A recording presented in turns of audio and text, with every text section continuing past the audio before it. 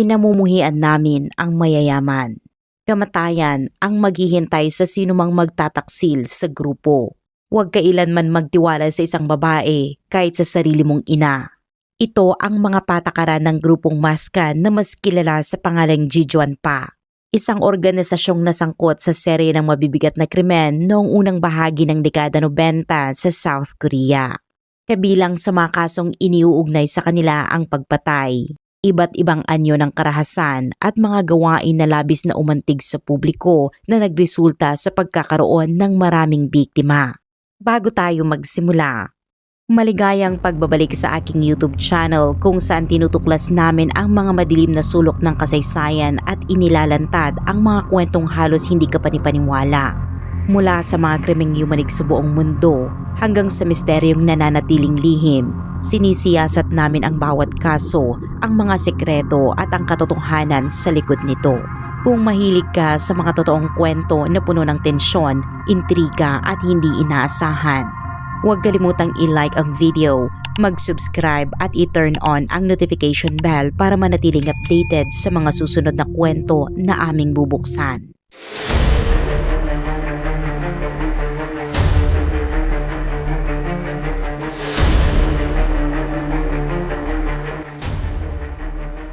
Sa ilang ulat ng media, tinawag ang Jijuan Pa bilang Manson cult ng South Korea. Ang layunin umano ng grupo ay ipaglaban ang hustisya para sa mahihirap sa pamamagitan ng marahas na aksyon laban sa mayayaman. Ngunit sa aktwal na nangyari, malayo ito sa kanilang ipinangakong adikain. Sa kanilang paghahangad ng paghihiganti, maraming inosenteng tao ang nadamay at ang kaso ay nauwi sa isa sa mga pinakanakakabahalang kriminal na insidente sa kasaysayan ng South Korea.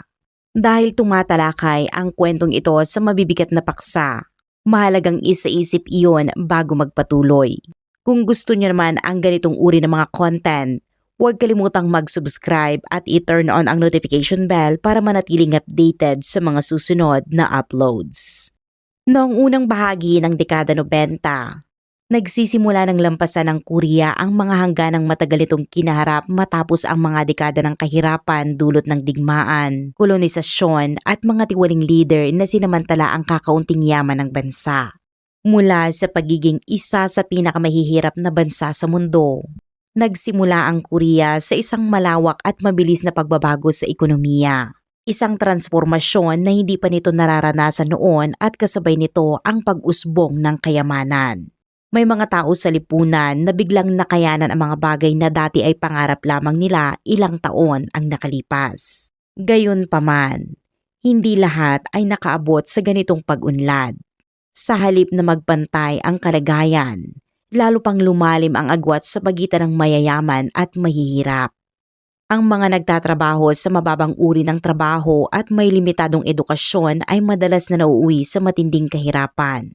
Sa ganitong madilim na kalagayan natin unang makikilala si Kim Ki-won na isinilang noong 1968 sa Bulgap-myeon sa timog silangang bahagi ng Yonggwan County. Ang kanyang ama ay isang construction worker at mulat sa pool ay hindi naging sapat ang pera sa kanilang tahanan. Nang 3 taong gulang pa lamang si Kim, na-diagnose ang kanyang ama ng cancer. Dahil walang kakayahang tustusan ang gamutan, pumanaw ito makalipas lang ang ilang panahon.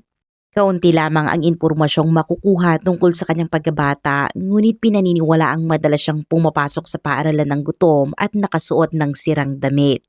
Sa pagkawala ng ama, lalo pang nalugmok sa kahirapan ang pamilya ni Kim Ki-won. Sa kabila ng mga pagsubok, namukod tangi siya sa akademikong aspeto.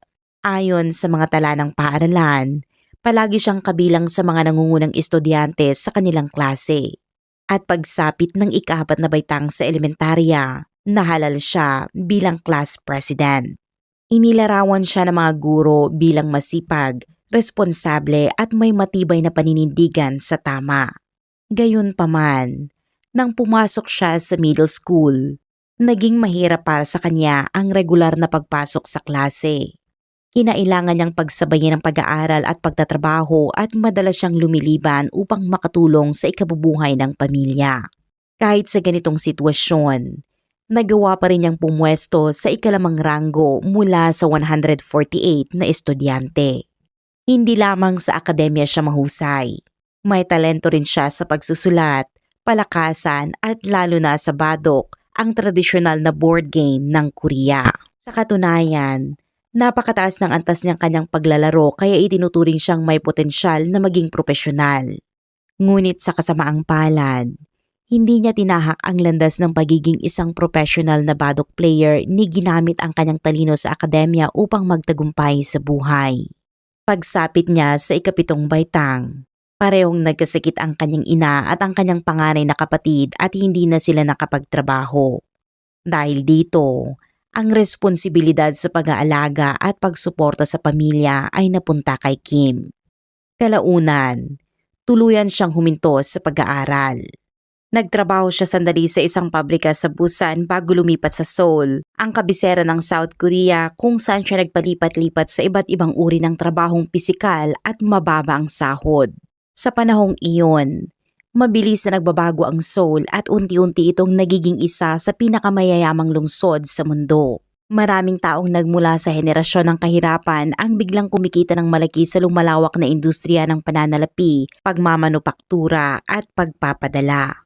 Dito malinaw na nakita ni Kim Ki-won ang agwat sa pagitan ng kanyang sariling kalagayan bilang manggagawang halos hindi niya kayang tustusan ng sarili at ng mga kabataang mayayaman at moderno na kilala bilang Orange Joke. Noong dekada 90, ang Orange Joke ay tawag sa mga batang propesyonal sa lungsod katulad ng mga yapi sa mga bansang kanluranin. Ang salitang Orange Joke ay mula sa joke na nangangahulugang tribo at Orange ang salitang Koreano para sa kahel na sumisimbolo sa mga imported na kahel mula sa California na noon ay isang bagong uso sa Korea. Upang maunawaan ang takbo ng isipan ni Kim Ki-won sa panahong ito, mahalagang tandaan na nagtatrabaho siya ng 14 hanggang 16 na oras bawat araw sa mabigat na pisikal na trabaho kapalit ng napakaliit na sahod. Karamihan sa kanyang kinikita ay ipinapadala niya sa kanilang probinsya upang suportahan ang kanyang may sakit na ina. Habang siya ay halos hindi makabili ng maayos na pagkain at damit, araw-araw niyang nakikita ang mga kabataang kaedad niya, mga lalaki at babae na may sobrang pera at walang iniintinding gastusin. Ang mga pamilyang bagong yumaman noon ay lantaran na nagpapakita ng kanilang kayamanan sa pamamagitan ng mamahaling sasakyan, branded na damit at mamahaling alahas. Sa ganitong lipunan, malinaw na ang pag-angat ng antas sa buhay ay nakasalalay sa iisang bagay, pera. Upang makapasok sa isang maayos na universidad, kailangan mo ng pera at mga koneksyon, mga bagay na kapwa wala si Kim. Noong bandang 1992, nakarinig siya ng isang ulat sa balita tungkol sa mga paratang mula sa publiko na may ilang universidad umanong tumatanggap ng mga mayayamang estudyante sa mga slot na nakalaan sana para sa mahihirap, kapalit ng mas mataas na matrikula. Hindi nagtagal matapos iyon. Bumalik si Kim sa kanyang bayan sa Bulgapmyeon dala ang galit sa mga mayayaman. Isang galit na unti-unting lumalim at kalaunan ay nagtulak sa kanya sa isang mapanganib na landas. Ilang panahon matapos ang kanyang pagbabalik, inimbitahan ni Kim Ki-won ang ilan sa dati niyang mga katrabaho para sa isang laro ng poker. Sa gitna ng gabi, naglabas siya ng isang radikal na ideya na bumuo ng isang grupo at simulan ang pagpatay sa mga mayayaman. Bagamat sumang-ayon ang iba na may papel ang mga mayayaman sa problemang panlipunan, wala ni isa sa kanila ang kayang tanggapin ang ideya ng pagpatay. Dahil dito, humanap si Kim ng inspirasyon sa ibang lugar, partikular sa isa sa kanyang mga paboritong pelikula. May matinding pagkahumaling siya sa Chinese noir lalo na sa isang pelikulang Hong Kong na pinamagatang Jijun Musang, isang madilim at marahas na crime thriller na paulit-ulit niyang pinapanood. Ang pelikula ay tungkol sa dalawang matalik na kaibigang sugarol na sinusubok ng karahasan, pagtataksil at kapalaran. Ipinapakita nito ang halaga ng samahan, sakripisyo at ang mataas na kapalit ng pamumuhay ayon sa sariling paniniwala, kabilang ang pag-aalay ng buhay para sa kaibigan. Hindi lamang naantig si Kim sa kwento, kundi lubos siyang naniwala rito. Inangad niya ang ganoong uri ng kapatiran, isang ugnayang hindi mababasag kung saan ang mga kasapi ay handang pumatay o mamatay para sa isa't isa. Ang baluktot na pananaw na ito ng katapatan ang naging pundasyon ng grupong binuo niya. Kalaunan, tinawag ng media ang grupo na Gijon Pa mula sa salitang Gijon na nangangahulugang pinakamahusay at Pa na nangangahulugang grupo o samahan. Isang tuwirang sanggunian sa Gijon Musang. Ngunit hindi tulad ng pelikula. Walang magiging trahedyang may romantikong himig sa mga gagawin ni Kim at ng kanyang mga tagasunod. Nagpasya si Kim na kailangan niyang bumuo ng isang masinsinan at maigpit na grupo. Magtakda ng isang kodigo na kailangang sundin ng lahat at isagawa ang mga bagay na unti-unti niyang pinaniniwala ang kanyang moral na tungkulin. Ilang linggo matapos mabigo ang kanyang unang tangkang mag-recruit ng mga dating katrabaho, napadpad siya sa isa pang lihim na laro ng poker. Dito niya nakilala sina Kang Dong-yoon at Kim Hyun-yang na sumang-ayon sa kanyang mga pananaw. Sa paglipas ng panahon, may iba pang sumali sa grupo kabilang sina Moon Sang-rok, Baek Byung-ok at Lee Kyung-suk na kasintahan ni Kang Dong-yoon at nag-iisang babaeng miyembro ng Maskan. Kasama rin si Song Bong-woo na siyang nag-iisang kasapi na minor de edad nang mabuo ang grupo. Bagamat kakaunti ang impormasyong makukuha tungkol sa mga miyembro, malinaw na silang lahat ay nagmula sa mahihirap na pamilya at may trabahong itinuturing na mababa, karamihan ay sa konstruksyon. May kanya-kanya silang mga kwento kung bakit nila kinimkim ang sama ng loob laban sa mga mayayaman at iisa ang damdaming namayani sa kanila. Ang matinding galit. Batid ito ni Kim at bilang utak ng grupo, sinadya niyang palalimin ang kanilang puot upang mapanatili silang sunod-sunuran at nasa ilalim ng kanyang kontrol. Halimbawa, kapwa sina Kang Dong-yoon at Baek Byung-ok ay nabiktima umano ng panlilinlang ng isang abogado na dapat sana'y tutulong sa kanilang depensa sa korte kaugnay ng isang umunoy kaso ng pagnanakaw. Sa halip na tulungan sila, kinuha lamang ng abogado ang kanilang pera. Ang karanasang ito ang lalo pang nagpatibay ng kanilang galit laban sa mga mayayaman. Samantala, nagpakilala naman si Kim Hyun-yang ng isa pang itinuturing niyang kaaway ng grupo, ang mga babae. Ang matinding galit niyang sa mga kababaihan ay nagmula pa noong kanyang kabataan. Matapos pumanaw ang kanyang ama, nagsimulang makipagrelasyon ang kanyang ina sa iba't ibang lalaki. Kalaunan, pinili nitong makisama sa matalik na kaibigan ng kanyang yumaong ama at dahil dito, umalis siyang sa kanilang tahanan sa murang edad at unti-unting nabuo ang kanyang pagkamuhi sa lahat ng babae. Noong una, tinawag ng grupo ang kanilang sarili na maskan na inakala nilang nangangahulugang ambisyon sa wikang Griego bagamat sa katotohanan ay wala pa itong tiyak na kahulugan. Pinagtibay nila ang grupo sa pamamagitan ng isang manifesto na binubuo ng 3 pangunahing tuntunin. Ang mga panuntunang narinig natin sa simula ng kwento. Kinamumuhian namin ang mayayaman. Kamatayan ang naghihintay sa sinumang magtataksil sa grupo at huwag kailanman magtiwala sa isang babae kahit sarili mong ina. Sumunod, napag-isipan ng leader ng grupo na si Kim Ki-won na upang maisakatuparan ang kanilang layunin. Kakailanganin nila ng pera para sa pagbili ng mga sandata, pagtatag ng isang base at pagsasagawa ng pagsasanay para sa tibay at lakas. Ang target nilang ipunin ay humigit kumulang $1 million na katumbas ng tinatayang $2.2 million sa kasalukuyang halaga. Para sa kanilang pagsasanay, nagsuot sila ng mga headband na may nakasulat na Gijon at inakyat ang Jirisan, ang ikalawang pinakamataas na bundok sa South Korea. Hindi rin biro ang pag-akyat dito. Ayon sa mga ulat, inaabot ng ilang araw bago marating ang tuktok mula sa paanan. Bukod sa pisikal na ehersisyo, doon din sila nagsasanay sa paggamit ng dinamita at iba't ibang uri ng sandata.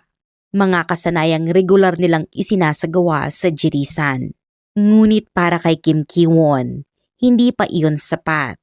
Naniniwala siyang kailangan din niyang sanayin ang mga miyembro kung paano pumatay. Dito unti-unting naging malinaw na ang grupo ay hindi talaga naghahangad ng hustisya para sa mahirap, sa halip, nasisiyahan sila sa pananakit ng iba. Isang gabi noong Hulyo 1993, sina Song Bok-woo, Kang Dong-hyun at Baek Byung-ok ay nasa malapit sa Gyeonggong bus station nang mapansin nila ang isang 23 anyos na babaeng hindi nila kilala. Isa siyang empleyado ng bangko na pauwi mula sa trabaho. Upang maprotektahan ang kanyang pagkakakilanlan, tinukoy siya ng korte sa pangalang Choi Mi-ja. Hinila si Choi papunta sa ilalim ng isang malapit na tulay kung saan siya inabuso. Ayon sa mga ulat, nakilahok din sina Kang at Baek sa pang-aabuso. Nang bumalik sila kay Kim Ki-won at ipaalam ang nangyari, iminungkahi ni Kim na asikasuhin na nila ang babae dahil isa na itong saksi. Dinala ng grupo si Choi sa bundok Jirisan kung saan muli siyang inabuso ng mga kasapi. Bago siya tuluyang patayin, hinarap ni Kim Ki-won ang iba at sinabing, "Ipapakita ko sa inyo kung paano pumatay ng tao." Pagkatapos nito, sinakal niya si Choi at itinapon ang kanyang katawan. Ayon sa mga ulat, nakaramdam ng matinding pagsisisi si Song Bok-woo matapos ang pagpatay kay Choi at nais niyang umalis sa grupo bandang Agosto ng 1993. Ngunit hindi ito tinanggap ni Kim. Mahalagang banggitin na nagnakaw rin si Song ng malaking halaga ng pera ng grupo at sinubukang tumakas. Kalaunan, natuntun siya ni Kim sa tirahan ng kanyang mga magulang at nahikayat siyang bumalik sa grupo. Iminungkahi ni Kim na magdaos sila ng tinatawag niyang unity dinner na ang ibig sabihin ay ang pagpatay at pagkain ng isang aso bilang simbolo ng samahan. Bagamat nag-atubili, pumayag si Song dahil hindi niya alam na isa lamang itong panlilinlang. Inakit siya ng grupo papunta muli sa Jirisan kung saan kalaunan siya ay pinatay. Kapansin-pansin sa insidenteng ito na si Kim ang nagpasimula ng pag-atake gamit ang unang hampas ng isang laryo ngunit hindi niya tinapos ang ginawa. Sa halip, ipinaalala niya sa mga kasapi ang ikalawang tuntunin ng kanilang manifesto. Kamatayan lamang ang naghihintay sa sinumang magtataksil sa grupo. Maging dahil nadala sila ng marahas na bugso ng grupo o dahil sa takot na maaaring gawin ni Kim kung sila'y tatanggi. Isa-isang nakilahok ang lahat sa pagpatay kay Song.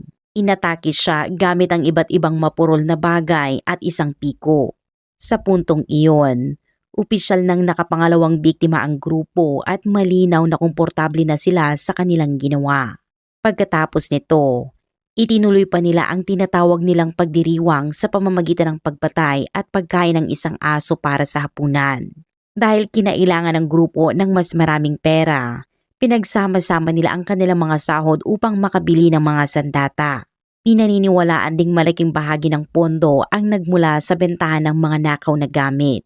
At sa loob ng humigit kumulang isang taon, nakabuo sila ng isang imbakan na kinabibilangan ng 6 na rifle, isang machine gun, isang gas gun, isang pistol, isang military sword, isang hunting knife, malaking dami ng dinamita, mga walkie-talkie, ilang sasakyan at pati na ang mga taser.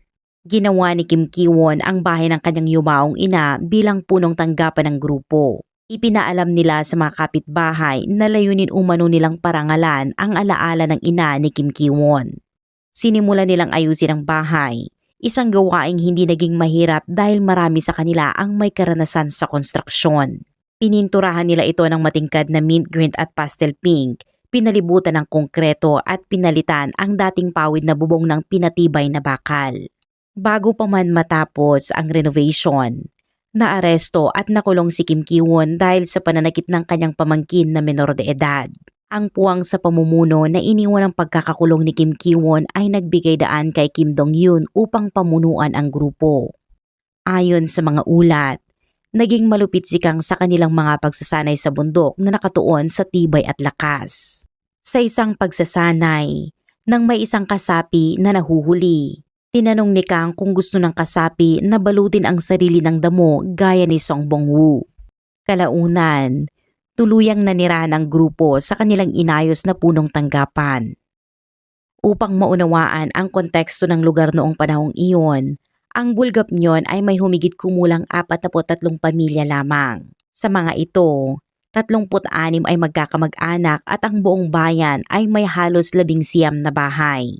Nang lumipat ang grupo sa kanilang bagong ayos na gusali na tinawag nilang Banggong, isang salitang ironikal na nangangahulugang marangyang palasyo, Iniulat na inimbitahan pa nila ang mga kapitbahay para sa isang housewarming. Humanga ang ilan sa bagong itsura ng bahay at may mga kapitbahay pang ang nakaramdam ng inggit. Umaasang balang araw ay magagawa rin iyon ng kanilang mga anak para sa kanila. Hindi nila alam na sa likod ng inosenteng anyo ng bahay, ang loob nito ay may nakatagong kulungan at isang pasilidad na nakahanda para sa tuluyang pagtatago ng mga susunod na biktima. Kahit wala na sa aktibong eksena si Kim Ki-won, humingi at nakuha pa rin ng grupo ang kanyang pahintulot mula sa loob ng bilangguan upang ipagpatuloy ang tinatawag nilang misyon laban sa mga mayayaman. Ang ikalawang target ng grupo ay natunton sa pamamagitan ng VIP customer list mula sa isang Hyundai car dealership.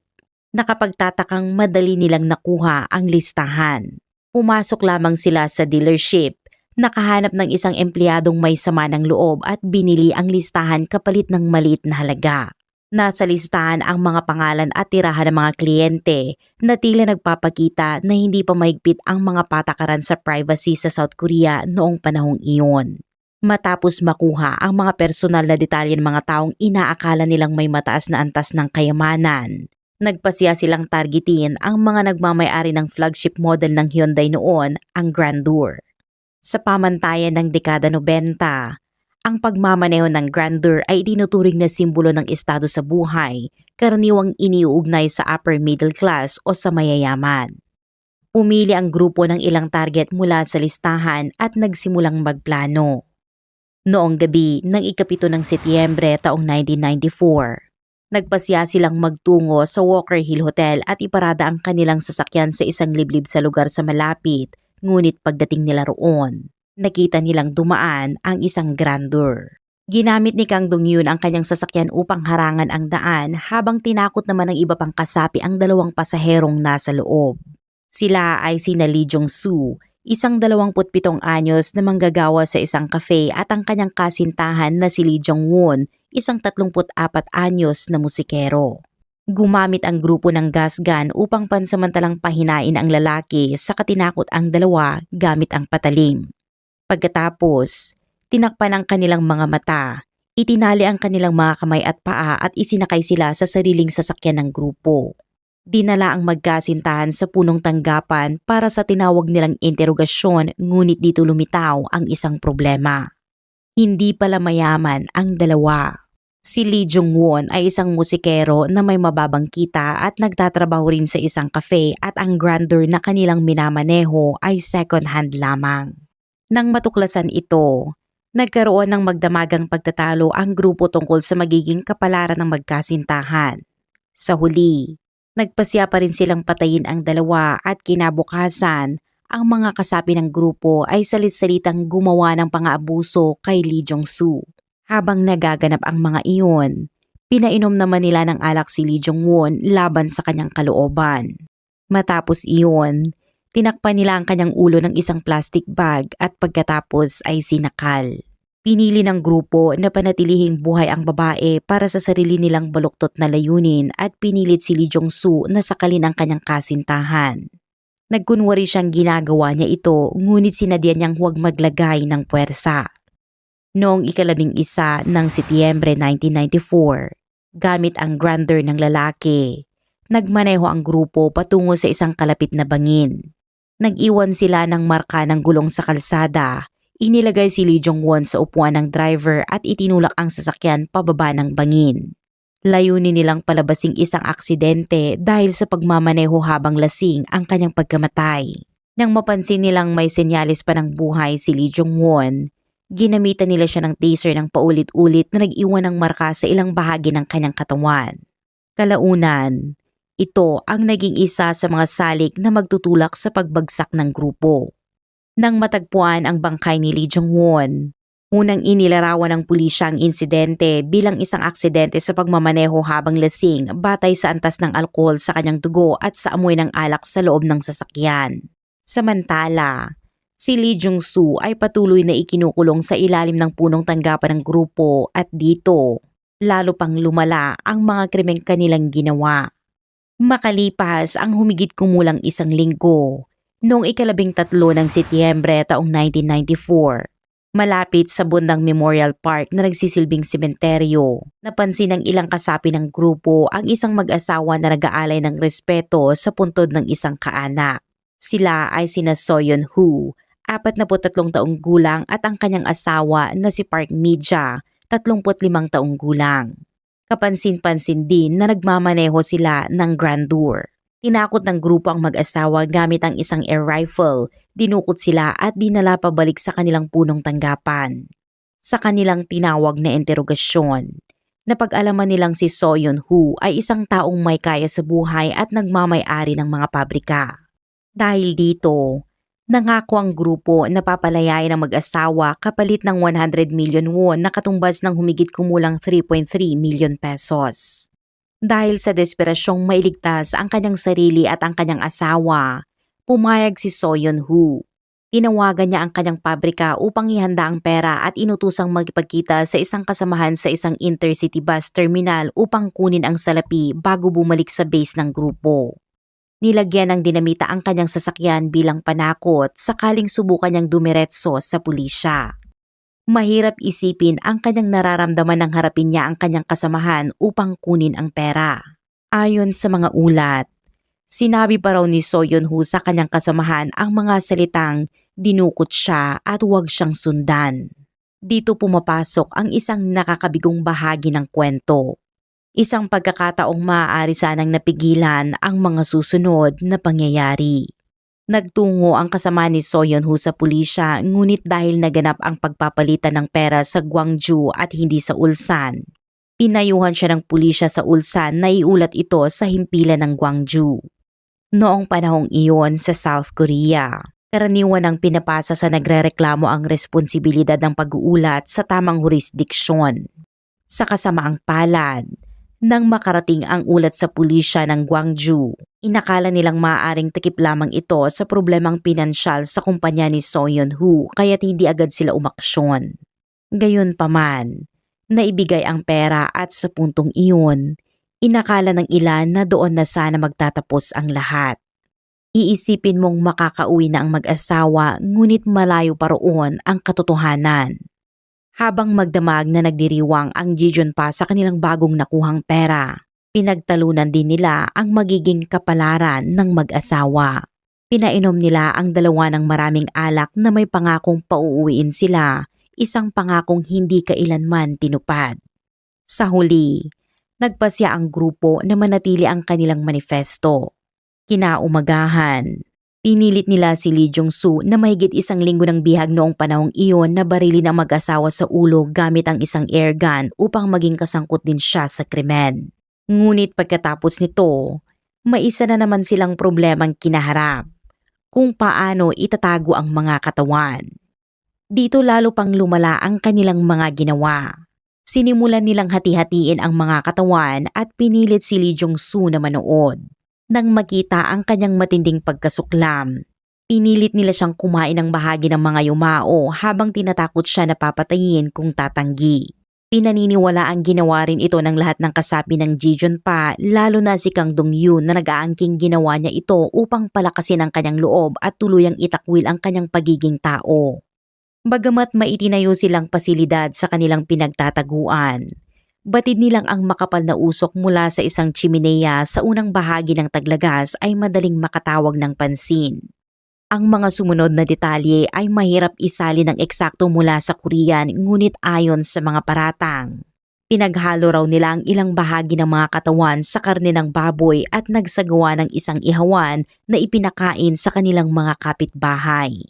Kaya sa isang maaraw na hapon, habang masayang kumakain ang mga kapitbahay at humahanga sa matingkad na kulay rosas na dingding ng bagong ayos na bahay, wala silang kamalay-malay sa tunay na pinagmula ng pagkaing inihain at sa mga nangyari sa loob ng gusali. Ang mga labi ni Soyeon Woo at Park Mi-ja ay unti-unting nauwi sa abo, ilang hakbang lamang ang layo. Muli na namang nakalusot ang Jijeon pa. Hindi nagtagal, gamit ang pera ni Soyeon Woo, bumili sila ng mga porter truck na may freezer at sinimulang palawakin pa ang kanilang operasyon. May mga plano silang mas mapanganib kabilang ang pag-atake maging sa estasyon ng pulisya. Sa pagitan ng panahong ito at ng kanilang tuluyang pagkakaaresto, kakaunti ang impormasyong makukuha. Gayunpaman, pinaniniwalaang matapos ang pagpatay sa mag-asawa, naglakbay pa ang grupo patungong China upang magsanay sa pagkikipaglaban at pagtatanggol sa sarili.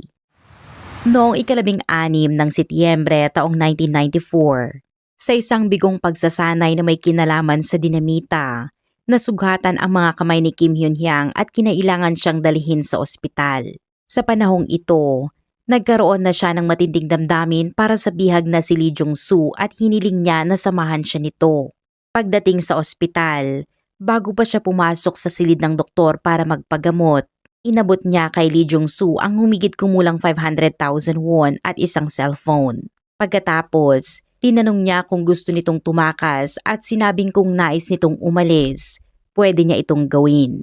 Pinaniniwala ang panunukso lamang iyon dahil sa paniniwala ni Kim Hyun-hyang na masyado nang malalim ang pagkakasangkot ni Lee Jong-soo at hindi na ito basta makakatakas matapos masangkot sa ilang pagpatay. Ngunit sinamantala ni Lee Jong-soo ang pagkakataon at tumakas siya mula sa ospital at nagtago sa isang gusali malapit sa isang ubasan. Naghintay siya roon hanggang sa gabi dahil pakiramdam niya ay mas ligtas sa dilim bago siya tumungo patungong Seoul upang makalayo at mag-isip ng susunod na hakbang. Nang mag-check-in siya sa isang motel, labis pa rin siyang nanginginig at hindi agad nakatawag sa pulisya. Halos 2 linggo siyang ikinulong, inabuso, pinilit na masaksihan at magilahok sa mga pagpatay at napilitang kumain ng bahagi ng mga labi ng mga biktima. Sa halip, tumawag siya sa isang pinagkakatiwalaang kaibigan na naghatid sa kanya sa estasyon ng pulisya. Sa simula, inakala ng mga pulis na hindi totoo ang kanyang kwento at tinanggihan ang investigasyon, sinasabing wala ito sa kanilang jurisdiksyon.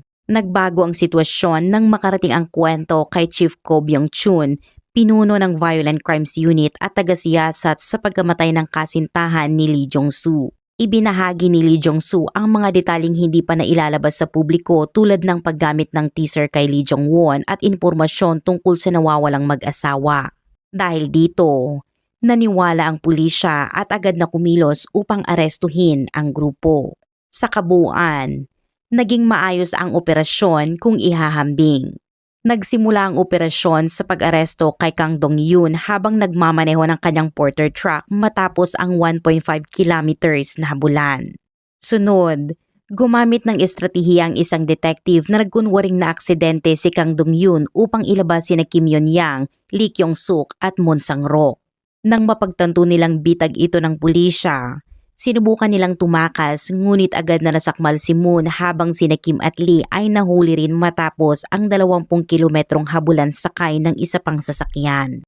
Matapos ma-neutralize ang mga pangunahing kasapi, sinalakay ng pulisya ang pinagtataguan ng grupo sa Yonggwang at dinakip ang natitirang mga miyembro gamit ang warning shots upang makontrol ang sitwasyon. Kung umalis sana ang grupo kahit isang araw matapos makatakas si Lee Kyung-suk, maaaring nakaiwas sila sa agarang pagkakahuli. Sa halip, nanatili sila at sa loob ng 3 araw ay naglagi pa sa labas ng estasyon ng pulisya, kumbinsidong hindi nagsumbong si Lee. Hindi nila inasahan ang kanyang pagpunta sa Seoul upang isiwalat ang lahat na tuluyang nagtakda ng kanilang kapalaran. Noon sa South Korea, karaniwan ang inilalantad sa publiko ang mga nahuhuling kriminal at walang pagtatakip sa kanilang mukha. Sa harap ng mga kamera, ilan sa kanila ang hayagang nagsalita laban sa lipunan kabilang ang isang sigaw na sana ay napatay niya ang lahat ng mayayamang yapi. Nagdulot din ang kaso ng hindi inaasahang epekto. Pansamantalang bumaba ang bentahan ng mga luxury car at tumaas ang bentahan ng mga second hand. Sa kabila ng lahat, walang ipinakitang pagsisisi ang grupo at sa halip ay ipinagmalaki pa ang umunoy pagsasanay nila sa ibang bansa. Nagbitaw ang grupo ng nakakabahalang pahayag kabilang ang mga planong targetin ang mayayamang elite ng Korea, mga mamimili sa department store at mga mamahaling hotel sa Seoul. Mas lalo pang lumala ang sitwasyon nang matuklasan na nakuha nila ang listahan ng humigit kumulang 1,200 premium customers mula sa mga department store na nagdulot ng takot sa buong bansa. Kasabay nito, lantang ipinagmamalaki ni Kim Yon-yang ang pagkain ng karne ng tao. Nang tanungin ng reporter kung bakit niya itinakwil ang pagiging tao, walang ipinakitang pagsisisi at itinuring niyang hustisya laban sa hindi pagkakapantay-pantay. Sa oras ng kanyang pagkakaaresto, sumigaw siya na dapat mamatay ang sinumang may kotse na nagkakahalaga ng higit 20 million won. Nang saliksikin ng pulisya ang pinagtataguan ng Ji Jun-pa, natuklasan nila ang arsenal ng armas pati ang kulungan at incinerator kung saan naroroon pa ang mga nasunog na labi at ang electric shock devices na ginamit kay Lee Jong-won. Nahuli ang lahat ng miyembro ng Ji Jun-pa noong 19 ng Setyembre, 2 araw matapos makatakas si Lee Jong-soo. Ilang linggo matapos ang pagkakaaresto, noong 1 ng Nobyembre 1994, napatunayang guilty ang lahat sa robbery, murder at corpse abandonment at nahatulan ng kamatayan. Si Lee Kyung-suk, nag-iisang miyembro ay nakaligtas sa death sentence dahil hindi napatunayan ang kanyang responsibilidad sa marahas na bahagi ng mga krimen. Isinagawa ang execution noong 2 ng Nobyembre 1995. Ngunit kahit sa kanilang kamatayan, nanatili ang madilim nilang pamana. Sa loob ng maraming taon, ramdam ng mga tao ng Yonggwang ang hindi matanggal-tanggal na stigma. Marami ang nag-iingat na banggitin ang kanilang pinagmulan dahil sa takot na may ugnay sa pangalan ng Ji Jun-pa. Ang pink na bahay sa Bolgapmyeon kung saan naganap ang karamihang karumal-dumal na pangyayari ay mabilis na binuwag. Ngunit walang puwersang maaaring burahin ang mga alaala na nangyari roon. Inakusahan ng pamahalaang Koreano ang mga video game at pelikula bilang salik ng karahasan at sinubukan nilang higpitan ang mga regulasyon sa marahas na media, ngunit matapos ang malawakang kritisismo ng publiko, kinailangan nilang bawiin ang mga hakbang. Maraming salamat sa pakikinig at kung nagustuhan mo ang kwento, siguraduhin nakapag-subscribe at iwan ang inyong opinyon sa comment section sa ibaba.